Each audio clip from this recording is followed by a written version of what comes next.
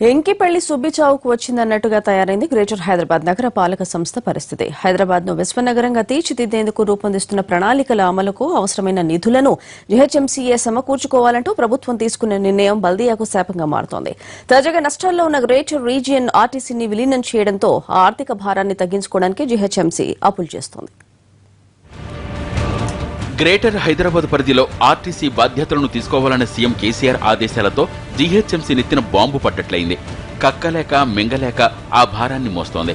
ఆర్థిక పరిపుష్టి కలిగిన కార్పొరేషన్లో విలీనం చేయడం ద్వారా నష్టాల ఊబిలో నుంచి ఆర్టీసీని బయటపడేయాలన్నది ప్రభుత్వ ఆలోచన.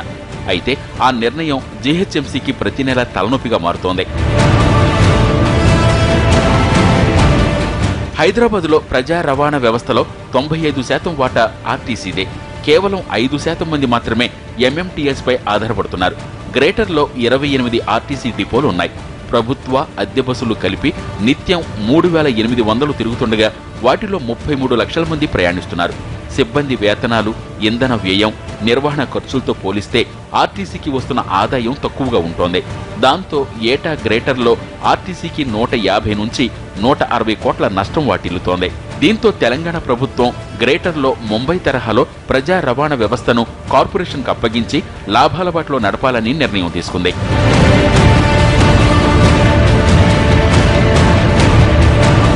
హోంమంత్రి నాయిని, రవాణా మంత్రి మహేందర్ రెడ్డి, జీహెచ్ఎంసీ కమిషనర్తో పాటు ఆర్టీసీ అధికారులు ఈ మధ్యనే ముంబై రవాణా వ్యవస్థ పనితీరును పరిశీలించారు.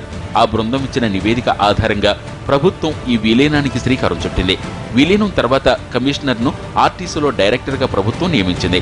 గ్రేటర్ పరిధిలో ఆర్టీసీ డిపోలు, బస్ స్టేషన్లు, బస్సు భవన్ వంటి వాటి ఆస్తి పన్ను వసూలు చేయకుండా కోట్ల ఆదాయాన్ని ఆదా చేయవచ్చనే ఆలోచన ప్రభుత్వం చేసింది.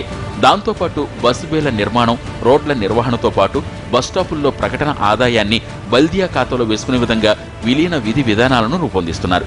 అయినా బల్దియా ఇంకా అప్పులతో ఆర్టీసీ భారాన్ని మోస్తోంది. ఇప్పటి వరకు గలగలలాడిన జీహెచ్ఎంసీ ఖజానాకు తెల్ల ఏనుగు లాంటి గ్రేటర్ ఆర్టీసీతో అప్పుల ముప్పు పొంచి ఉందని అధికారులు ఆవేదన వ్యక్తం చేస్తున్నారు.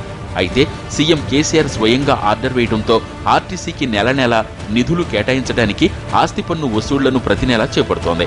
ప్రస్తుతం జీహెచ్ఎంసీకి 1200 కోట్ల వరకు ఆస్తి పన్ను రూపంలో టౌన్ ప్లానింగ్ మరియు ఇతర మార్గాల్లో 1600 కోట్ల ఆదాయం వస్తోంది. వీటిని పాడైన రోడ్లకు, అభివృద్ధి కార్యక్రమాలకు వాడాలా లేక గుదిబండ లాంటి గ్రేటర్ ఆర్టీసీకి ఇవ్వాలా అన్నదానిపై తంటాలు పడుతున్నారు బల్దియా పెద్దలు.